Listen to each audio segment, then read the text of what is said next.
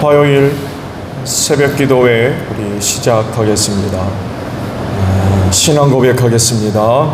나는 전능하신 아버지 하나님 천지의 창조주를 믿습니다. 나는 그의 유일하신 아들 우리 주 예수 그리스도를 믿습니다.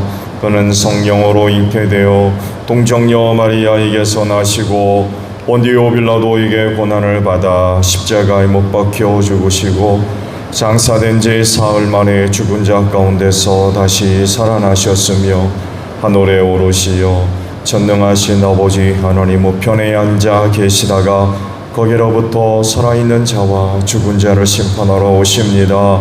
나는 성령을 믿으며 거룩한 공교회와 성도의 교제와 죄를 용서받는 것과 몸의 부활과 영생을 믿습니다. 아멘. 찬송가 우리 한 장 부르도록 하겠습니다. 204장 부르시고 이 말씀을 보죠.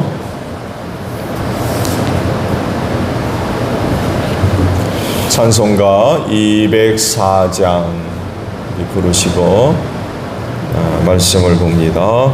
주의 말씀 듣고서 준행하는 자는 반석 위에 돋았고 집을 지음 같아 비가 오고 물나며 바람 부딪혀도 반석 위에 세운 집 무너지지 않네. 잘 짓고 잘 짓세 우리 집 잘 짓세 만세 반석 위에다 우리 집 잘 짓세 주의 말씀 듣고도 행치 않는 자는 모래 위에 돋았고 집을 지음 같아 비가 오고 물나며 바람 부딪힐 때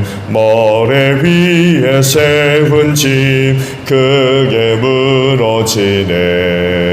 잘 짓고 잘 짓세 우리 집 잘 짓세 만세 반석 위에다 우리 집 잘 짓세 세상 모든 사람들 집을 짓는 자니 반석 위가 아니면 모래 위에 짓네. 우리 구주 오셔서 지은 상을 줄 때 세운 공로 따라서 영영상 벌 주리. 잘 짓고 잘 짓세 우리 집 잘 짓세 만세 반석 위에다 우리 집 잘 짓세. 아멘. 말씀을 우리 보겠습니다. 구약 성경이에요. 예레미야서입니다. 예레미야서 26장. 제가 가진 성경, 두꺼운 성경 1260페이지에 있어요. 예레미야 26장 1절로 15절입니다. 요시야의 아들 여호야김이 유다 왕이 되어 다스리기 시작할 무렵에 주님께서 예레미야에게 이렇게 말씀하셨다. 나 주가 말한다. 너는 주의 뜰에 서서 내가 너에게 전하라고 명한 모든 말을 유다의 모든 성읍에서 주의 성전에 경배하러 오는 사람에게 한마디도 빼놓지 말고 일러 주어라.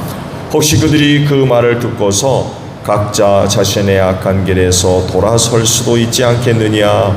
그러면 내가 그들의 악한 행실 때문에 그들에게 내리기로 작정한 재앙을 거둘 것이다. 너는 나 주가 한 말을 그들에게 이렇게 일러주어라. 너희가 내게 너희에게 준 법에 따라서 순종하여 살지 않으면 내가 거듭하여 보내고 너희에게 서둘러서 보낸 내 종 예언자들의 말을 너희가 듣지 않으면 내가 이 성전을 실로처럼 만들어버리고 이 도성을 세상의 만민의 저주거리가 되게 하겠다. 제사장들과 예언자들과 온 백성은 예레미야가 주님의 성전에서 선포한 이 말씀을 다 들었다.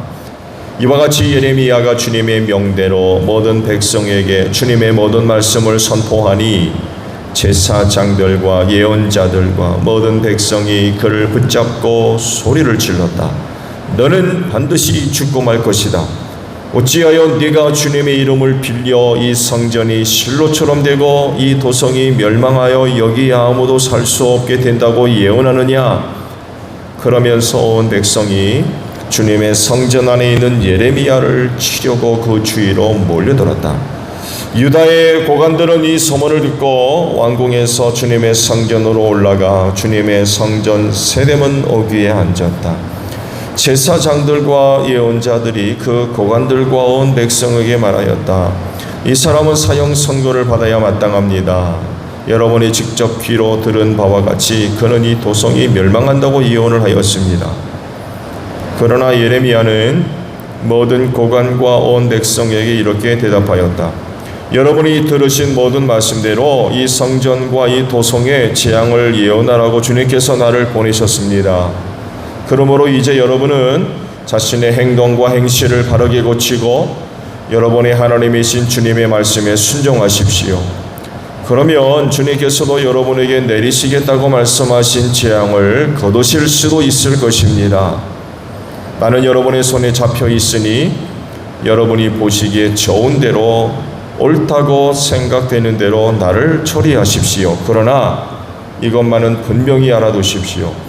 여러분이 나를 죽인다면 자신과 이 도성과 이 도성의 주민은 무지한 사람의 피를 흘린 죗값을 받을 것이니 이는 이 모든 말씀을 여러분의 귀에 전하도록 나를 보내신 이가 바로 주님이시기 때문입니다. 그러자 고관들과 온 백성이 제사장들과 예언자들에게 말하였다. 이 사람에게는 사형 선고를 받아야 할 만한 죄가 없습니다. 그는 주 우리 하나님의 이름으로 우리에게 말씀을 전하였기 때문입니다. 아멘. 여기까지 보죠. 자, 오늘 아침에 볼 말씀은요 7절에 있는 말씀이에요. 7절.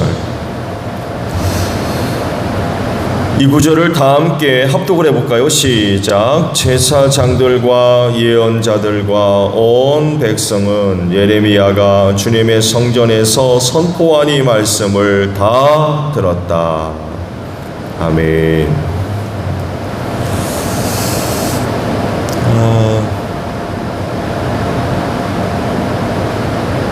아직까지 비대면 예배인데 이렇게 오시는 건 막지는 않겠습니다. 그렇지만 생각하고 계셔야 돼요.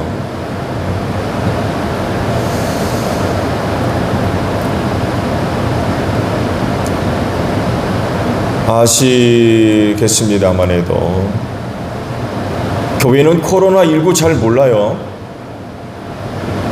어디가 잘 알아요? 의학과 과학이 잘 알아요. 그래서 교회는 그들이 하는 말을 잘 들어야 됩니다. 이렇게 신학이 의학과 과학을 인정해 줘야 우리 그들을 통해서 하나님의 살아계심과 하시는 일들을 증명하는 데 도움받을 수 있어요. 그거 아시죠? 과학이, 의학이 발달하면 발달할수록 하나님을 부인하는 게 아니라 하나님을 알 수밖에 없어요. 왜? 한계가 있거든요. 실제로 그래요. 많은 의학자들, 과학자들이요 하나님 부인하고 있다가 저들이 하는 학문을 통해서 도저히 밝힐 수 없는 신비들을 알거든요. 이건 신밖에 할 자가 없다는 거예요. 그래서 예수 믿는 사람들이 얼마나 많이 있는지 몰라요. 근데 이런 일 때문에 교회가 의학과 과학을 무시하면 큰일 납니다.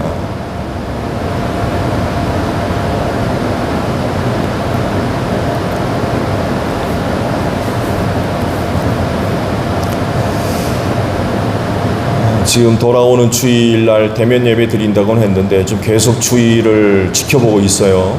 좀 어떻게 될지. 여러분 아시듯이 굉장히 심각한 그런 상황인데 자칫 잘못하게 되면 3단계라고 그러죠. 그리도 갈 가능성이 좀 굉장히 높아요.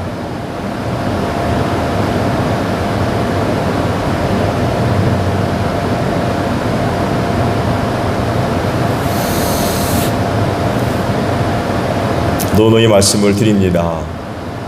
최선의 예배를 드려야 되지만 최선의 예배를 못 드릴 때가 있어요. 그럼 차선으로 드려야 되잖아요. 차선도 안 되면 차차선으로 드려야 되고.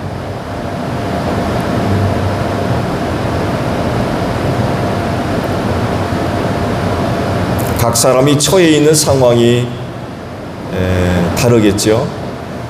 저는 최선으로 예배할 수 있어요. 여러분들과 같이 이렇게 사회생활을 하면서 전혀 알지 못하는 대다수의 어떤 사람들을 만나진 않잖아요. 그래서 여러분들과는 좀 다른 그런 그 상황인데 여러분은 정말 불특정 다수들을 만나야 되잖아요. 근데 거기 어떤 사람들이 있을지 몰라요.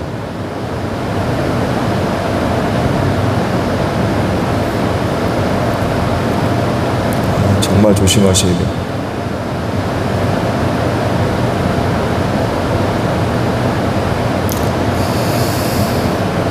남유다의 종말적인 상황은 굉장히 심각해요. 또 그렇게 될 수밖에 없죠.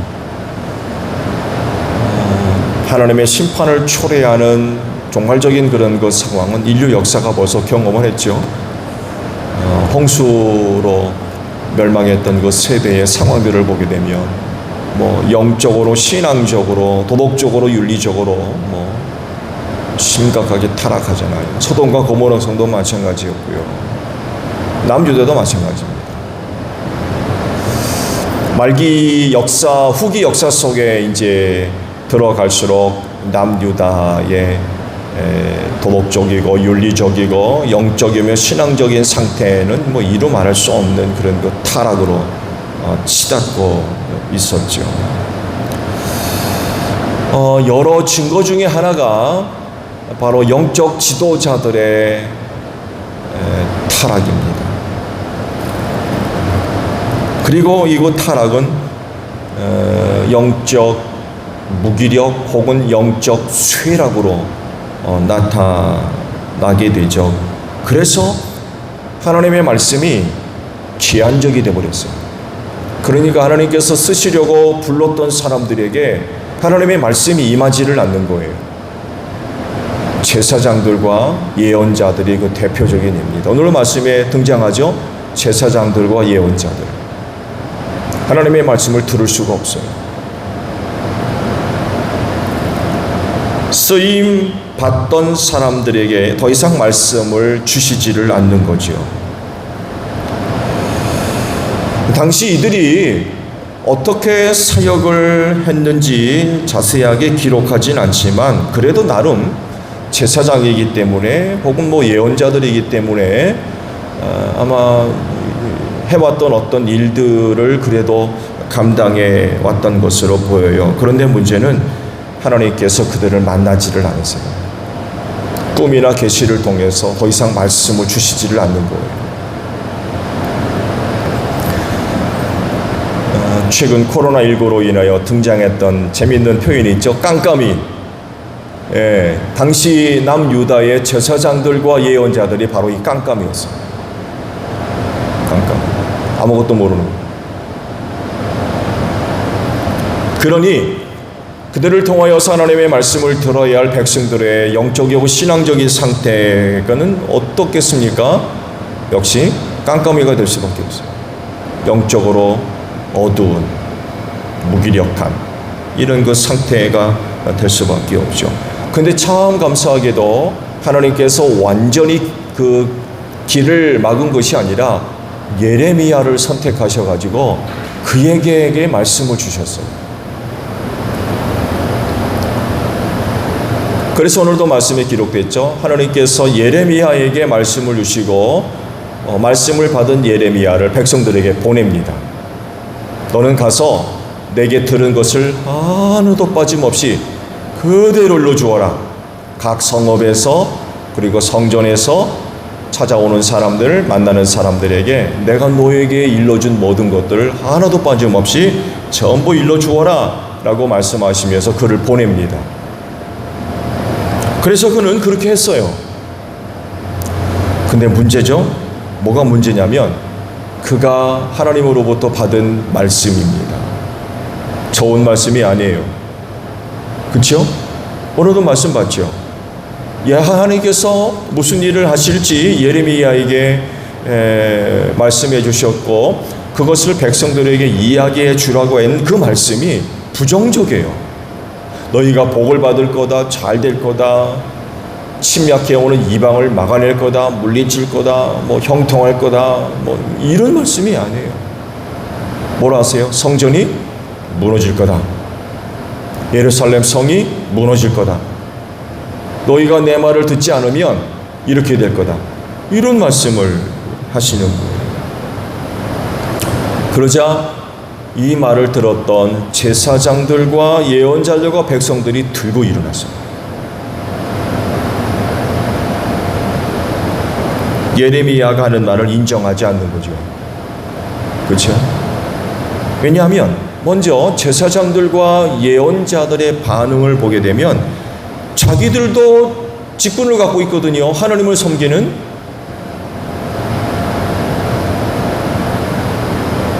그런데 자기들에게는 말씀이 임하지 않고 예레미야가 하나님의 말씀을 받았다고 하면서 전해주는 말이 성전이 무너지고 예루살렘 도성이 무너진다는 거예요. 그러니 좋아하겠어요? 싫어하는 거죠. 왜? 나도 제사장인데? 예언자들은 내가 예언자인데?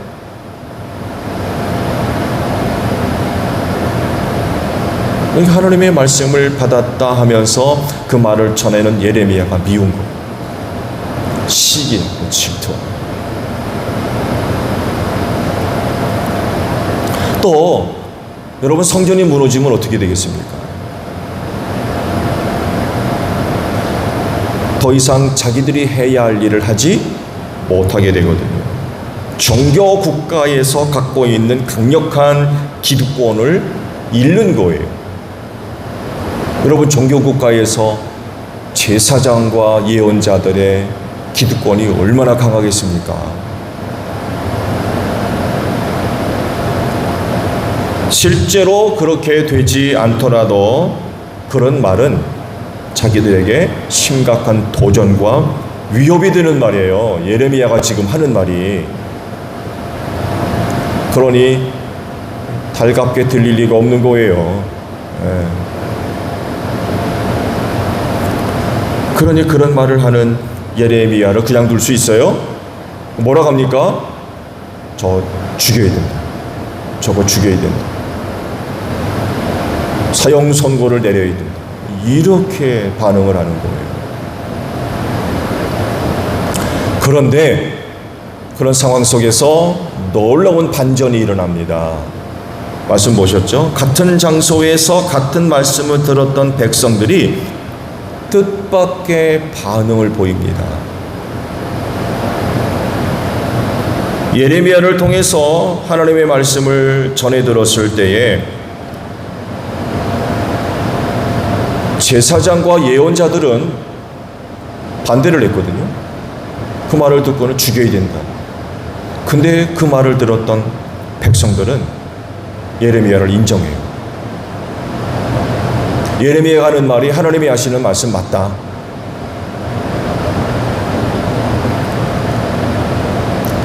그러니까 백성들이 예레미야를 인정하고 보호하고 지켜주게 된 거죠. 백성들의 이런 반응을 보면 그들이 그제서야 예레미야를 통해 진정으로 하나님의 말씀을 들을 수 있었던 거였습니다. 왜냐하면 그가 하는 말이 참되다는 것을 깨달았기 때문에 그래요.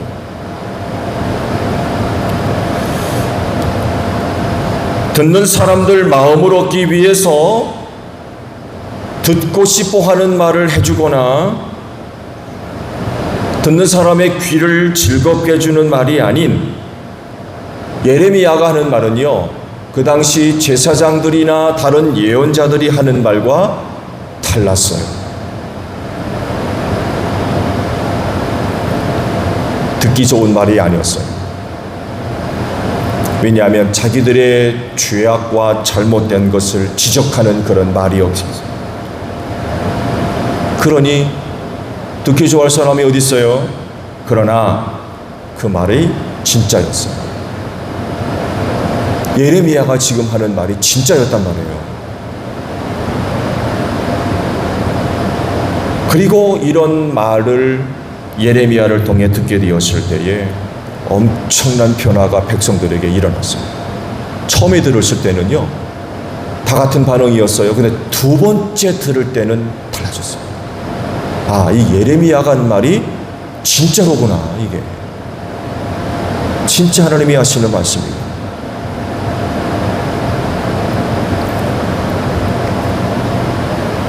그랬을 때에 백성들에게서 변화가 나타났어요. 예언자들과 제사장들과는 완전히 다른 거였어요. 하나님의 말씀은 진리이기 때문에 진실과 참된 것을 두고 말씀하십니다. 그래서 진리인 하나님의 말씀은 듣는 사람 듣기 좋으라고 하는 말이 아니에요. 듣는 사람 기분 맞추려고 하시는 말씀이 아니에요. 진실과 참된 것을 다루시기 때문에 그렇지 않으면 칼과 같은 것이 말씀이에요.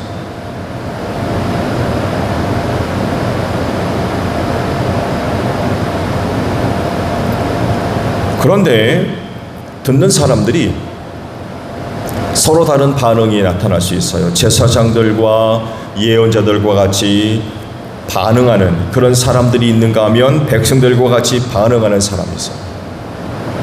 반응이 서로 다르죠. 한쪽은 듣고는 죽여야 된다 그러고, 한쪽은 듣고는 이건 하나님의 말씀이다 라고 그러고, 서로 다른 그런 반응이 나타나요.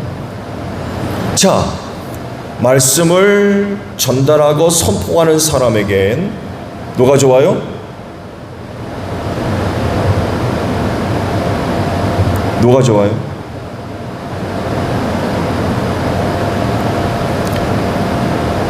근데 중요한 것은 어떤 사람들의 어떤 반응이 좋으냐가 아니라 하나님의 말씀을 대하는 사람들은요, 그것을 항상 넘어서야 돼요.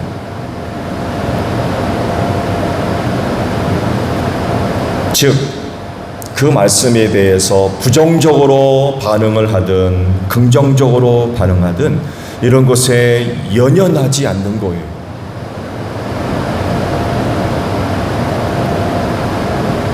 그렇지 않으면 그 이후로 그 말씀은 자꾸 자유함을 잃어버리게 돼 있어요.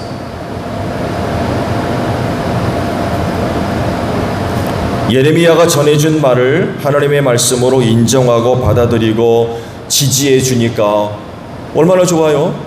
실질적으로 힘을 갖고 있는 제사장들과 예언자들은 죽이자고 그러거든요. 이거 뭐 종교재판이거든요. 살아날 사람이 어디 있습니까? 이건 뭐 예레미야는 정말 꼼짝없이 죽어야 되는 그런 상황이에요. 종교사회에서 실질적으로 영향을 갖고 있는 사람들이 그렇게 이야기를 하는데 어떻게 벗어납니까? 근데 이런 상황 가운데에서 누구는 예레미야 하는 말이 진짜 하나님의 말씀이다 라고 하니 얼마나 좋습니까? 그래서 자기를 지지하고 또 자기를 보호해주는 사람이 있으니까 이 얼마나 힘이 되냐 말이에요. 그렇지 않아요? 그런데 그렇다고 해서 그런 것들을 기대하고 의지하는 순간 하나님의 말씀은 제한받기 시작합니다. 왜냐하면 누군가가 예레미야를 지지한다 할지라도 하나님 앞에서는 그도 찬성하고 지지하는 그 사람도 여전히 연약하고 부족한 죄인들이기 때문에 그래요. 그래서 이들에게도 주시는 말씀이 계속해서 발생하게 되는데, 그런 그들을 의지하고 기대하게 되면 문제가 발생하기 때문에 그래요.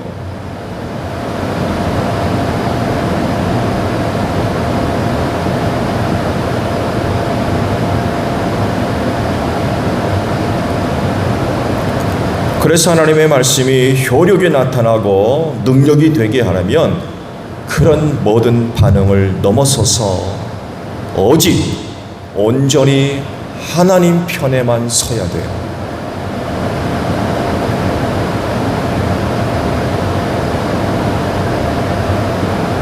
그렇지 않으면 그 다음부터 예레미야는 하나님의 말씀을 제대로 선포하기 어려웠을 겁니다.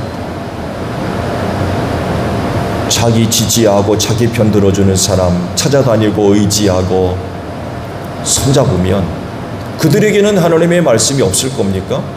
좋은 말씀만 있나요? 아닐 수도 있거든요. 왜? 말씀드린 대로 여전히 그들도 죄인이거든요. 근데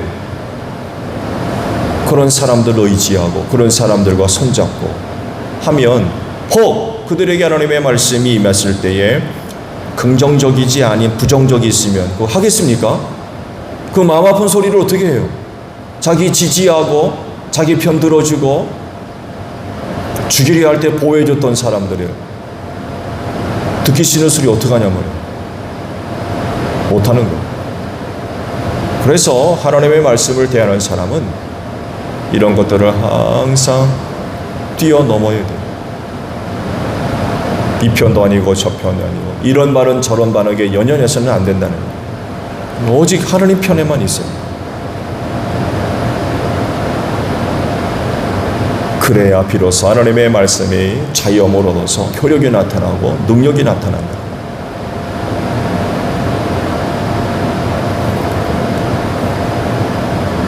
오늘도 여러분들을 위한 하나님의 말씀이 임하기를 바랍니다. 그래서 그 말씀을 아멘으로 듣고 순종하기를 바랍니다.